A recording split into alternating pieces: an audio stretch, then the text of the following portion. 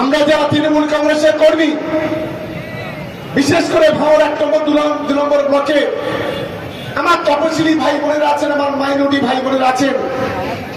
হয়তো আজকে আমার মাইনরিটি সংখ্যালঘু ভাই বোনেরা আসেননি, কিন্তু এত বড় মাঠে যেভাবে আমার তপশিলি ভাই বোনেরা, আমার বিভিন্ন হিন্দু ভাই বোনেরা যারা উপস্থিত আছেন, আমি সত্যিকারের কৃতজ্ঞ। এবারে বিরোধীদের চোখে সরষের ফুল দেখতে হবে এই ভাঙড়ের মাটিতে, এটা আমি দায়িত্ব নিয়ে বলতে পারি। আমরা গোটা ভাঙড়ে বিজেপির বিরুদ্ধে লড়াই করতে পারবো। এই আওয়াজটা তো এখান থেকে পাগলাহাটে যায় না, তাহলে কি করে হবে লড়াই? গোড়া লড়াইকে নিরাশটাকে বাড়াতে হবে এই প্রান্ত থেকে ও প্রান্ত পর্যন্ত। আমরা মমতা বন্দ্যোপাধ্যায়ের সঙ্গে আছি তো। আজকে তাদের সেখানে দেখে যেতে বলবো যে আমাদের শুধু এই কটা অঞ্চলের আমার একটা নির্দিষ্ট সীমা রেখে আমরা একটা কোঠা তৈরি করে দিয়েছিলাম।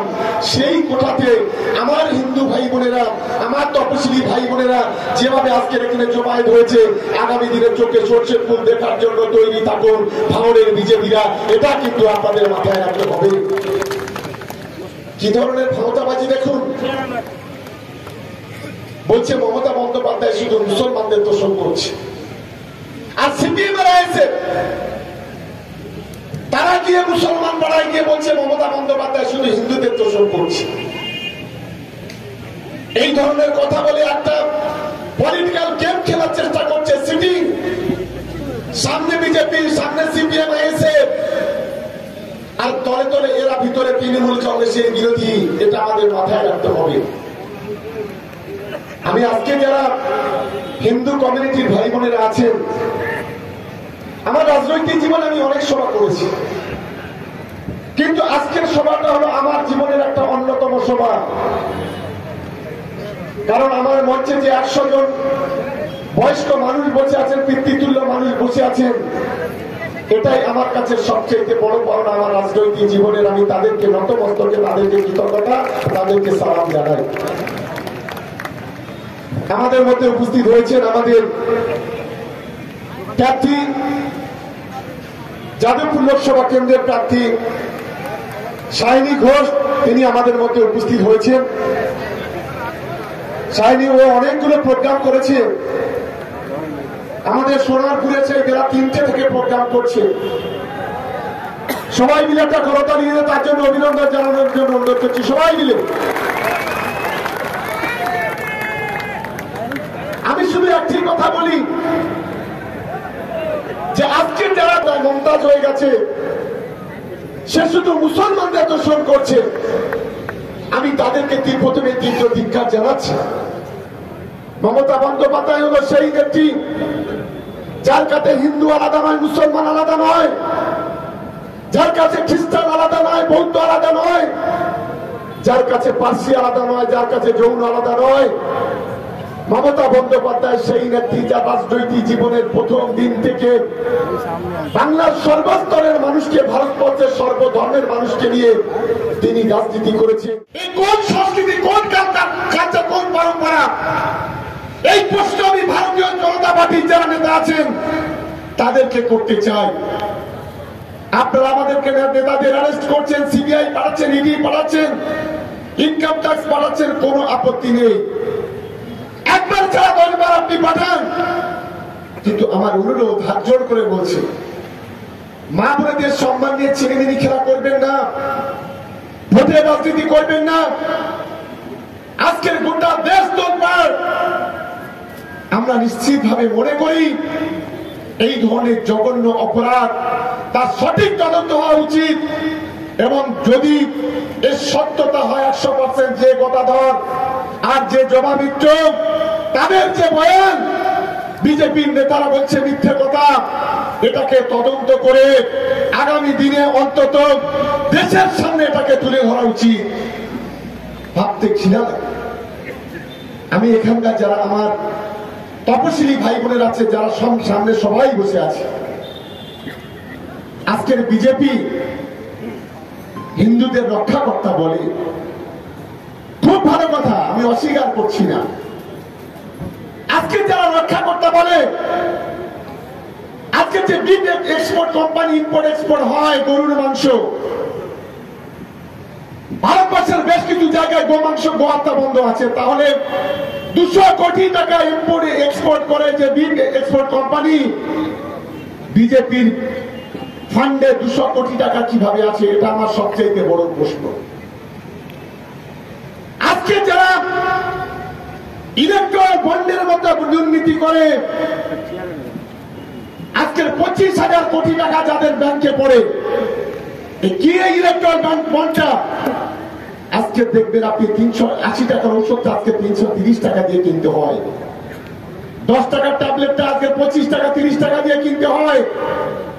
50 টাকার মোটর সাইকেলটা আজকে 50,000 টাকার মোটর সাইকেল 1,10,000 টাকা দিয়ে কিনতে হয়। 80 টাকার সর্ষের তেল 150-200 টাকা দিয়ে কিনতে হয়। 40 টাকা রসুনটা আজকে 400 টাকা দিয়ে কিনতে হয়। কারণটা কি? এইসব কোম্পানির বাড়িতে দিনের বেলা কোম্পানিতে সিবিআই ইডি ইনকাম ট্যাক্সে পাঠিয়ে দাও, আর রাতের বেলা তাদের সঙ্গে কন্ট্যাক্ট করো যে তোমরা যা ইচ্ছা তাই করো, ইলেকট্রাল বন্ড কেন আর বিজেপির ফান্ডে টাকা দাও। আজ ভারতবর্ষের 140 কোটি মানুষ এক ভয়ঙ্কর পরিস্থিতির মধ্যে আছে। নিত্য প্রয়োজনীয় জিনিসের দাম বেড়েছে।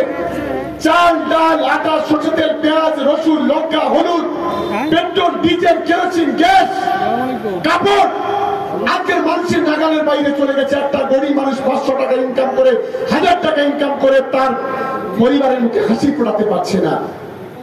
এক ভয়ঙ্কর পরিস্থিতি আমাদের দেশে।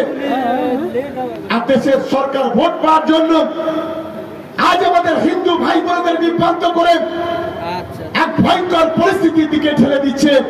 আমাদের লড়াইটা সেই জায়গায়।